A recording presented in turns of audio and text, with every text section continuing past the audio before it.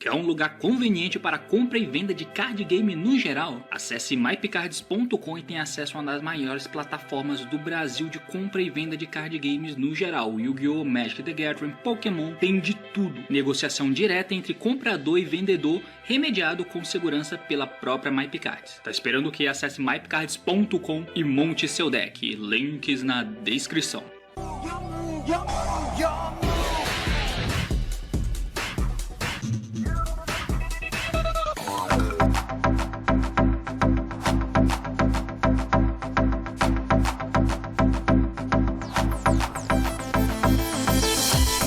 Fala aí galera, eu soltei. Será que esse momento chegou? E bem, meus amigos, eu tô aqui pra falar justamente sobre um pouco do formato atual, pelo menos nas primeiras impressões iniciais, obviamente. Como vocês puderam ver, talvez vocês não tenham visto, se não tiver visto, dá uma olhada aqui quando eu falo de como imagino o formato no momento inicial, mas eu já quero estar falando de um tipo específico de estratégia, que pode ser talvez a mais abordada e no momento inicial parece ser realmente a mais interessante de se tomar, que é justamente a estratégia dos decks mid-range. Pois é, e isso é um fator muito positivo pro jogo, principalmente pra quem tá cansado de ficar vendo uma parada de combo, ah meu Deus, combei, ganhei, não combei, perdi. Pois é, o formato passado não era necessariamente assim, apesar de que a galera tem um pouco dessa visão de que o Yu-Gi-Oh! É combo base, de que ganhei no dado, ganhei o jogo. Então, são formatos e formatos. O último formato, por exemplo, o deck mais opressivo, que é o Dragon Link, ele podia ir primeiro e perder. Tinha estratégias que conseguiam fazer isso, é claro, depende muito de como tá o momento. Mas, devido ao balanço que teve no metagame, devido à coleção de Lightning Overdrive, a gente pode pensar, e inicialmente é o que tá aparecendo, que os decks mid-range vão se sobressair, o que é um ponto positivismo pro jogo. Então hoje eu quero estar falando um pouco sobre isso. Se você não entendeu mais ou menos, eu também não entendi, não consegui explicar nesse momento inicial. Se fosse você também não entenderia, mas assiste o vídeo que você vai entender. O assunto é esse, então vamos lá. E muito bem, meus amigos, eu sei que o tempo é curto, o espaço amostral não é tanto, mas a gente já pode tirar algumas conclusões sobre como o formato está se moldando à medida que o tempo vai passando, principalmente depois da coleção de Lightning Overdrive. Pois é, no último meta, a gente tinha como principais decks aí o Dragon Link, seguido pelo Prankid, seguido pelo Shadow, seguido pelo Dino, e aí o Zodiac, ele foi crescendo um pouco lá no final do formato.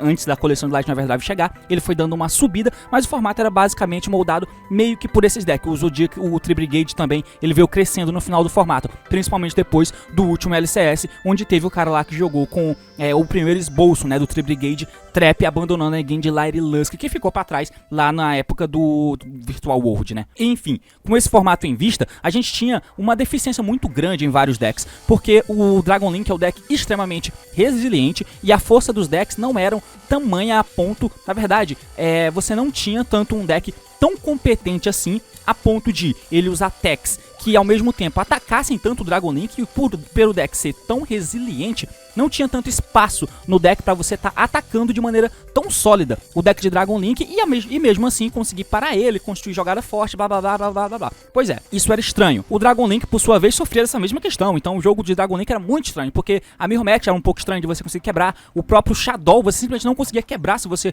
não tivesse tech, porque a Wind na tua frente é desesperadora. O mais próximo que conseguia fazer isso é meio que o Prankid e o Tri-Brigade, mas o fato da trap não ser buscável no Tri-Brigade era muito chato, e as techs não alinharem tão bem assim, pra todos os decks ao mesmo tempo, pelo menos. Isso fazia com que o meta fosse do jeito que foi. Agora, com a exceção dessas novas cartas que estão chegando aí na coleção de Lightning Overdrive, o meta deu uma balançada. Primeiro, porque o Drytron subiu muito de patamar. Nesse momento inicial, a gente tá vendo muito o Drytron. O Drytron tá sendo muito popular. E aí, quem sabe o Drytron pode ser sim colocado ali como o dos decks como Tier 1, tá ligado? Nesse momento inicial.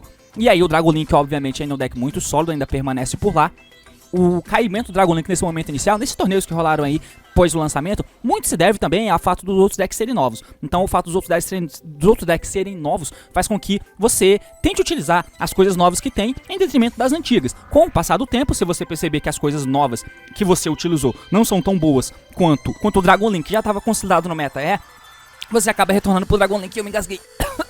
E isso é natural, sempre acontece isso em todo início de formato, início de lançamento de cartas novas, blá blá blá blá. Porém, nesse momento inicial a gente vê aí alguns decks se destacando e muito, simplesmente pela capacidade que eles têm. Que é, por exemplo, o Zodiac Tri-Brigade, o Zodiac Puro, que são decks que têm a capacidade de estarem usando muitas techs mesmo, porque a game deles é pequena, a jogada deles é forte o suficiente para você estar jogando nesse formato, e as techs alinham com todo mundo. O Zu, por exemplo, pode adotar uma abordagem de fazer um deck totalmente Go Insecto, tentar quebrar a mesa do cara e fazer um Zeus lá e limpar o que sobrar, e aí jogar de Zeus pra cima, tá ligado? Sempre tem um Zu na mão, por exemplo. Então você consegue utilizar muitas techs e você consegue atacar muita gente ao mesmo tempo. Um detalhe que pode ser interessante é que as techs agora estão começando a se alinhar muito mais. Então, por exemplo, o Nibiru meio que era uma carta que você só usava meio contra o Dragon Link e ponto.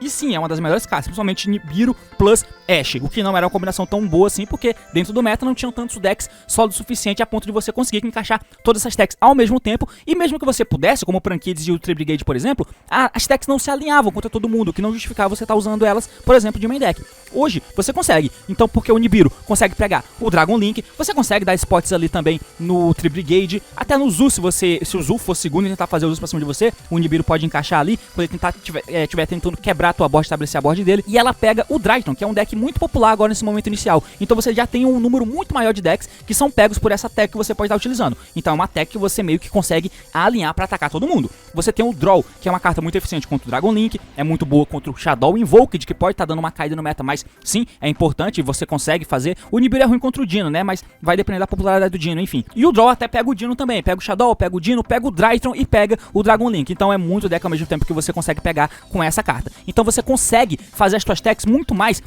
ao mesmo tempo versáteis, mas ao mesmo tempo elas pegam todo mundo. Porque o Drytron, por exemplo, que é um deck novo que tá jogando aí, o modo dele jogar agora é diferente do anterior. Então as coisas que ele não tomava antes, ele toma agora. Então você pode usar Veiler, que tá sendo uma carta bem popular, a galera tá utilizando esse deck aí como Zu, Tree Brigade e afins.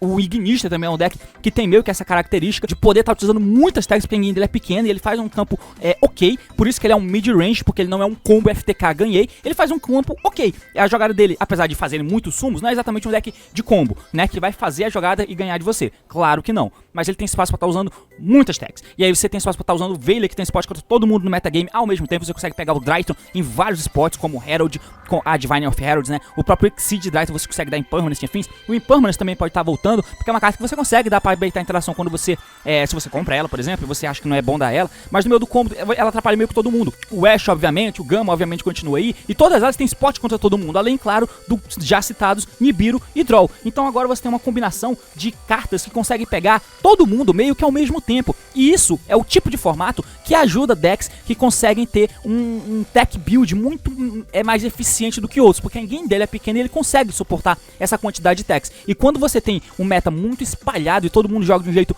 muito diferente, é complicado, porque se você faz tech pra um, você vai ficar aberto contra outro. Por outro lado, se tá todo mundo meio que no mesmo range ali, você consegue pegar todo mundo ao mesmo tempo. Então essas techs como o Ashe, o Veiler, o Impermanence, eles pegam todo mundo do metagame em algum nível. A questão é que você nunca vai ter só ela, porque só ela não é suficiente contra ninguém, mas você vai ter ela combinado com outras. Por isso que os decks de mid-range pode ser uma parada legal. E os decks de mid-range atuais, eles não são FTK, mas eles são competentíssimos e bem consistentes, como os já citados Tree Brigade e o Zodiac. O Zodiac puro é um deck que tá subindo muito de popularidade, você consegue usar múltiplas tags, consegue atacar muita gente ao mesmo tempo e ter várias coisas, né, no teu deck, como cartas Going First e Going Second ao mesmo tempo, meio que como o Zu antigo fazia, e hoje em dia você até consegue encaixar esse tipo de coisa, porque a game de Zu é agressiva com os Zeus indo segundo também, junto com o pack de hand traps e as defesas que você pode ter se você misturou as cartas de First e Second. É uma abordagem, ou você faz Full First, usando Floodgates, como Macrocosmo, Black Ember Luan, depende. Ou o próprio Tree Brigade, que cabe múltiplas decks,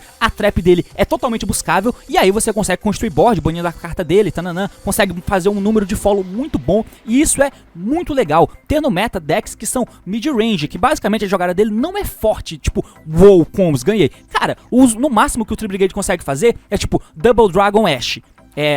Double Dragon Apollousa, ok, isso é bom. E aí você tem a Revolt buscável, que é uma interrupção no turno do oponente. Só que a quantidade, ele ganha no follow-up, tá ligado? Essa mesa é quebrável por todo mundo. Mas o follow-up que ele faz, ele te atrapalha o suficiente e na volta ele faz a mesma coisa. Se você não conseguiu lidar com o que ele fez antes, você não vai conseguir lidar com o que ele fez antes, porque ele tem a mesma quantidade de cartas que ele tinha antes e mais a mesma quantidade de cartas que ele vai ter no próximo turno. Então você vai ter que lidar com aquilo de novo, porque as cartas são cíclicas. Isso é muito bom. O Zodiac, mais ou menos a mesma coisa, porque só depende de ter um Zu na mão. Então é um monte de tech. Zu. Você quebra.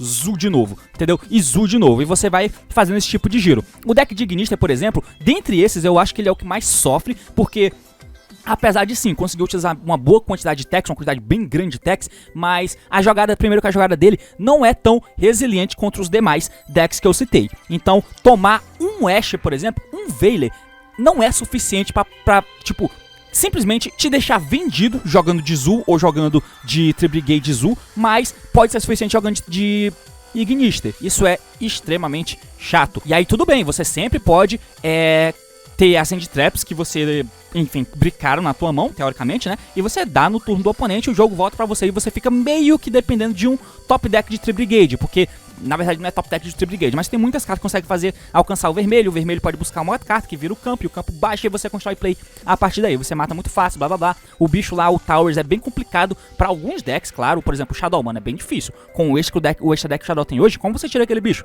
6 mil de ataque, 5 mil de ataque, 4 mil de ataque, é difícil, é complicado. Mas desses o Ignition é o que mais sofre porque ele é menos resiliente e ele toma todas essas hand traps que os outros decks estão usando. Por outro lado, decks como o Drytron, por exemplo, o próprio Dragon Link, eles têm menos espaço pra tech. Mas aí depende de como vai girar o metagame. O metagame vai girar muito, eu falei no outro vídeo que ia depender muito de quão relevante as techs iam ser e quão impactante as techs iam ser no formato. Esse momento inicial tá parecendo que é impactante. Então, a partir desse ponto de vista que as techs utilizadas são impactantes o suficiente, decks mid-range tendem a crescer de popularidade. Se, à medida que o tempo for passando, a gente percebe que essas techs não estão sendo efetivas, beleza, você deixa de utilizar, porque não adianta estar usando essas techs, e usa um deck com poder mais alto, tá ligado? Aí volta o Dragon Link, volta o Drytron e afins. Mas nesse momento inicial tá me parecendo que os decks de mid-range estão se sobressaindo com relação aos decks de combo que está presente aí no meta. Isso implica algumas coisas, como por exemplo, como eu falei, no deck de Ignister, por exemplo, ele tem espaço para usar múltiplas techs, mas ele toma todas as techs de maneira muito forte também. Isso é chato, isso empurra um pouco o deck pra fora. Mas um deck como, por exemplo, o Shadow, ele não tem espaço para usar techs e ele toma todas essas techs e tipo, mano, tomando duas hand traps, fudeu, você não vai fazer nada. Normal sumo Alesta, o cara tem Ash Veilen Permanence para dar no teu Alesta. Fudeu, pânico. Por isso que eu acho que o Shadow vai cair e muito nesse momento inicial. Muito da presença do Shadow vai depender da presença do Dragon Link. Mas eu acho que o Dragon Link não cresce tanto a ponto de os outros decks baixarem e o Dragon Link subir tanto, porque aí o Shadow pode counterar o Dragon Link, ou o Shadow pode tentar counterar o Drytron, que é uma match muito pior do que jogar de Shadow versus Dragon Link. Jogar de Shadow versus Drytron é muito mais complicado, porque o first é muito difícil de você quebrar. Diferente do Dragon Link que você consegue quebrar via enguinha até, contra o Drytron não rola isso, não tem como. Mas no primeiro, a Winda é o Winda, cara, e é muito complexo o Drytron tirar, talvez pior do que pro Dragon Link. Na verdade eu não sei, talvez deve ser o mesmo nível, mas é bem complicado. Mas ainda assim, com relação aos outros decks mid-range, o Shadow se fode, por isso que é um péssimo momento pra jogar de Shadow, porque além de todas as techs de 1 pra 1, você toma draw, e aí pânico e desespero se instala no ambiente. Por isso que eu acho que o Shadow cai bastante nesse momento. E ainda nessa vibe de o teu deck ser relativamente resiliente para as hand traps que você toma, bom, não se compara a resiliência que o Tri-Brigade Zul tem, que o Zul tem, que é só uma jogada simples, mano, normal sumo, Trident, beleza, é isso. O que você vai dar nessa jogada que vai impedir ele de jogar? Basicamente não tem, e o cara tem um monte de tech contra você. Por outro lado, o Prankids é um deck que toma todas essas techs, tá ligado? Então, tipo, o Belly até tá crescendo por causa da volta do Dragon Link, do Drytron. Então o BL no papagaio, mano, pânico, fudeu, você não pega as cartas de volta. E aí você toma os Ashes, o Mesta, que eu já vi muita gente usando, BL e tal. Mano, uma dor de cabeça do caralho.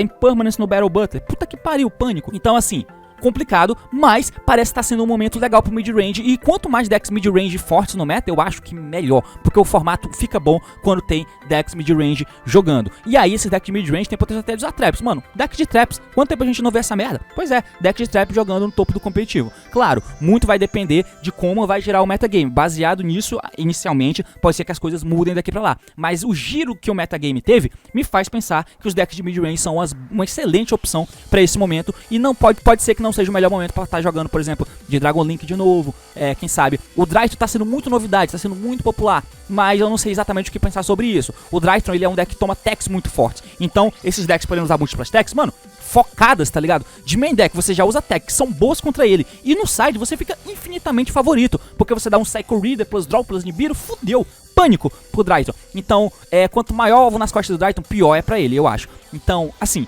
complexo, mas de novo, é muito legal essa decks mid-range aí, dando uma respirada no topo do competitivo.